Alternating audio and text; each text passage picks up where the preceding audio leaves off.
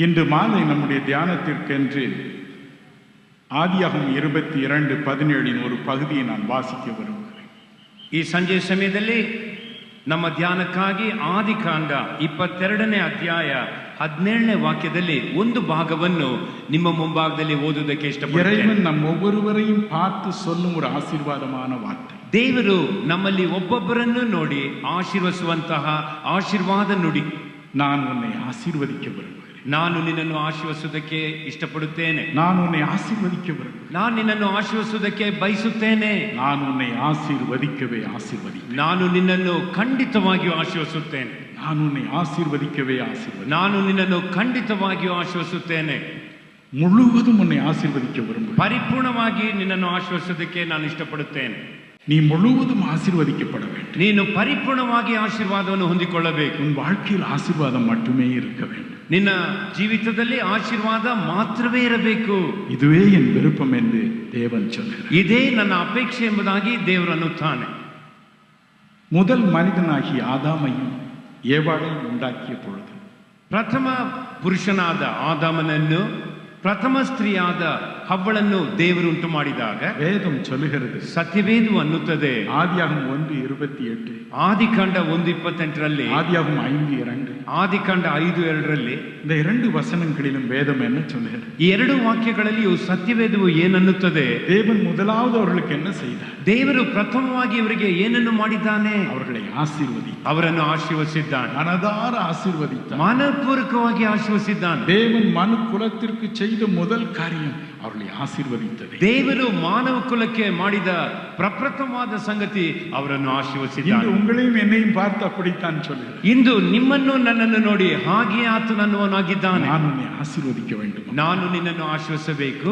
ஏன் அவர் ஆசீர்வதிக்க வேண்டும்? ಯಾಕೆ ಆತನು ಆಶೀರ್ವದಿಸಬೇಕು? காரணம் அவர்தான் நம்மை உண்டாக்கியிருக்கிறார். ಕಾರಣ ಆತನೇ ನಮ್ಮನ್ನು ಉಂಟು ಮಾಡಿರುವವನು. என் மகன் பால் மேட்டுப்பாளையம் என்ற ஒரு சிற்றூரில் பிறந்தார். ನನ್ನ ಮಗ ಮೇಟುಪಾಳ್ಯಂ ಎಂಬುದಾಗಿ ಹೇಳಲ್ಪಡುವಂತ ಒಂದು ಸಣ್ಣ ಊರು, ಅಲ್ಲಿ ಅವನು ಹುಟ್ಟಿದ.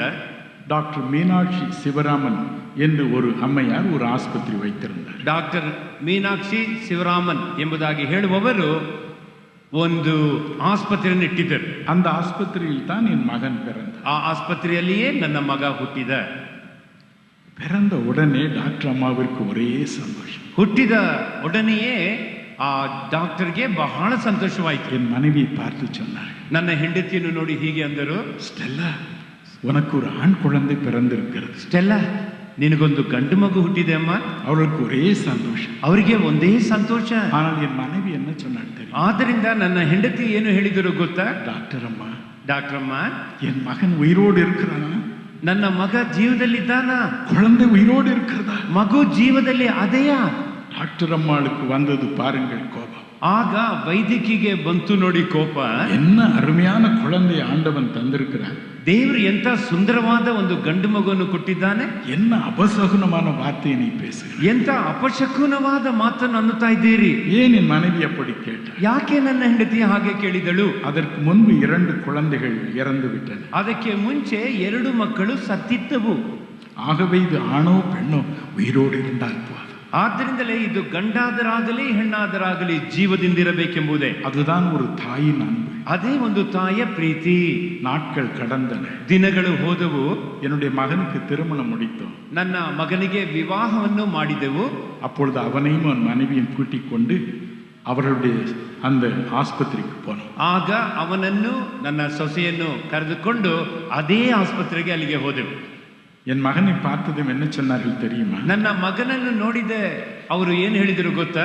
என்னுடைய ஆஸ்பத்திரியில பிறக்கிற எல்லா குழந்தைகளும் ஆசீர்வதிக்கப்பட்டுத்தான் இருப்பார்கள். ನನ್ನ ಆಸ್ಪತ್ರೆಯಲ್ಲಿ ಹುಟ್ಟುವಂತ ಎಲ್ಲಾ ಮಕ್ಕಳು ಆಶೀರ್ವಾದವನ್ನು ಹೊಂದಿಕೊಂಡೇ ಇರುತ್ತಾರೆ. எல்லாரும் ஆசீர்வாதம் பெற்றுத்தான் இருப்பார்கள். ಎಲ್ಲರೂ ಆಶೀರ್ವಾದವನ್ನು ಹೊಂದಿಕೊಂಡಿರುತ್ತಾರೆ. ஒரே சந்தோஷம் அவர்களுக்கு. ಒಂದೇ ಸಂತೋಷ ಅವರಿಗೆ.